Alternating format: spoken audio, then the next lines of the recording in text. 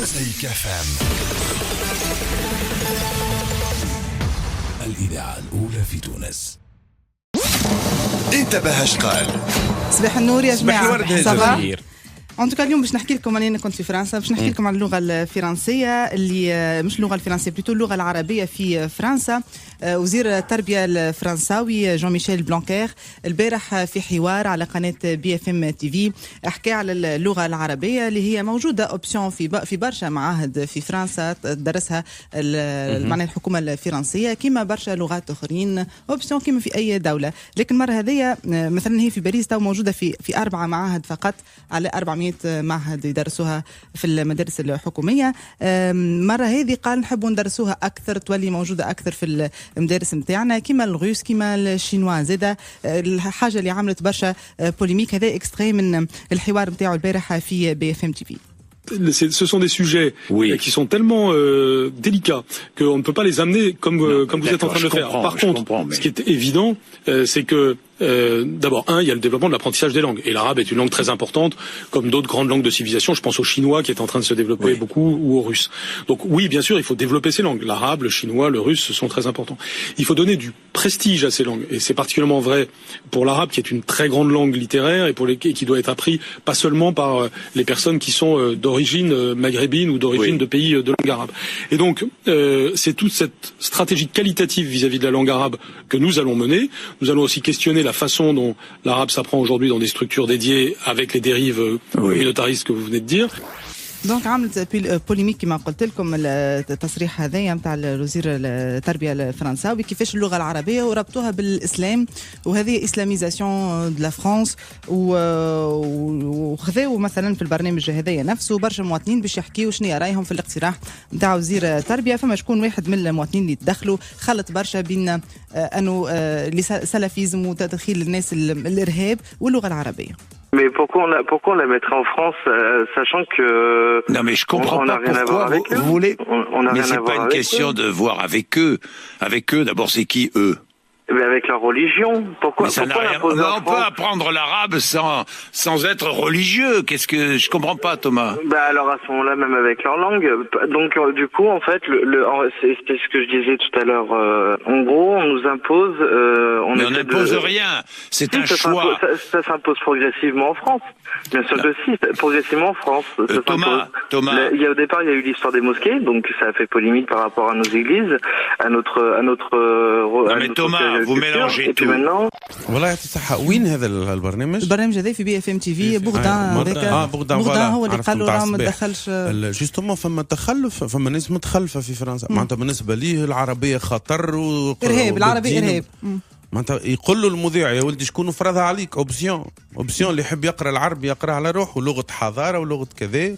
قالوا الدين، قالوا شو مدخل معناتها تنجم انت معناتها انت تتعلم العربية كلغة ساعة من بعد.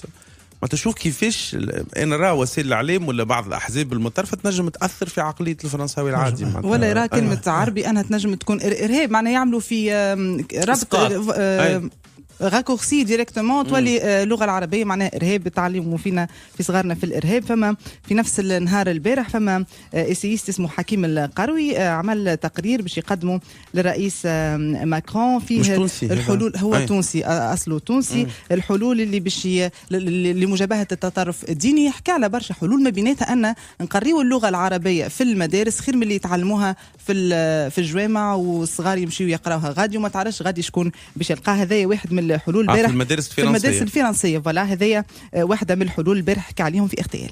Il y a 20, le nombre d'élèves qui apprennent l'arabe au collège et au lycée a été divisé par 2. Il a été multiplié par 10 dans les mosquées. Faut savoir ce qu'on veut. Si on veut envoyer les petits Français dans les mosquées, eh ben on met pas de cours d'arabe à l'école. Quand même, elle reçoit l'accréditation de l'État, c'est-à-dire qu'elle est reconnue comme étant et comme ayant par la loi, comme ayant la possibilité de gérer tout ça. La loi 1905 dit l'État ne reconnaît ni ne subventionne aucun culte. Donc il y aura pas de reconnaissance de l'État ni pour cette organisation ni pour aucune d'entre elles. Au commerce actuel du halal, par exemple.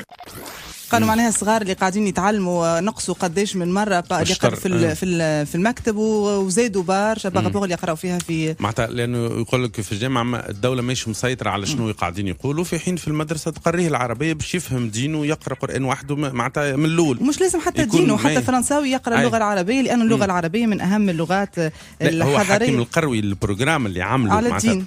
معناتها قال لك إنه أنا كدولة نعلموا العربية ونعلموا على مناهجها الصحيحة يولي يفهم الدين وحده من غير ما يجيوا ناس متطرفين ينجموا يحكموا فيه معناتها في المعنى اللي يحب يقولوا معناتها الطريقة اللي هم يرسموها أي معناتها متفق عليها. برشا فرنسيس يقولوا أنه اللغة الفرنسوية هي جاية من أصولها من الجولوا، اللغة الغالية، لكن العربية هي ثالث لغة استعارة في الفرنسية، تجي بعد الإنجليزي وبعد الإيطاليان. اللغة العربية تأثيرها أكثر 5 مرات من الجولوا، وهذايا لكسيكولوج فرنساوي اسمه جون بريفوست اللي كتب كتاب Nos ancêtres les Arabes يحكي على تأثير اللغة العربية في الفرنسية. Alors en vérité, quand nous nous trouvons sous l'Antiquité, on disait qu'il fallait 3 cœurs. Et les 3 cœurs, c'était les 3 grandes langues de l'Antiquité. D'abord, bien sûr, le grec, ensuite le latin, et puis la langue arabe. Si on voulait être cultivé, il fallait pratiquer ces 3 langues.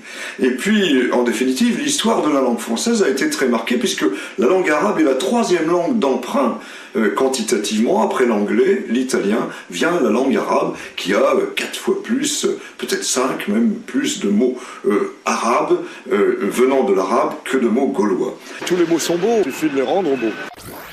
أنا كي نقول لك مثلا جملة تقول لي شفتارة نوفل، نقول لك اون تاس دو كافي زيرو سكر ان جو دورانج. أنا صحيح نتكلم بالفرنسي لكن الكلمات اللي بالعربي أصولهم عربية، تاس كافي زيرو سكر أورانج. دونك هذوما الكل جملة كاملة كلها كلمات بالعربي، هذوما مؤثرين في اللغة الفرنسوية وإحنا في بالنيش.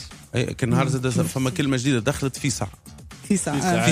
بالولد بالفرنسية اي ولد واش توا كان يحكي هذا واش خاطر متزيري واش راك يقول لك واش اون فرونسي كيما بلاد كيما هو اللكسيكولوج هذا يحكي على تاثير اللغه العربيه في الفرنسيه على 3 مراحل. يقول المرحله الاولى اللي هي جات من وقت العرب مشاو لاسبانيا في القرن الثامن والتاسع ميلادي. المرحله الثانيه وقت الاستعمار وبرشا عرب مشاو وقت طلعت كلمه بلاد والكل. المرحله الثالثه يقول مع الراب في الليسيتي في فرنسا فما برشا تاثير دخل حتى في كيف برشا كلمات دونك دخلوا للغه الفرنسيه ولا حتى في الديالكت. الحمد لله على منهم حتى كلام زايد. الحمد لله مش فقره ولا حاجه، مش فقره. شكرا لك هاجر، كانت هذه انتبهش قال. شكرا لكم.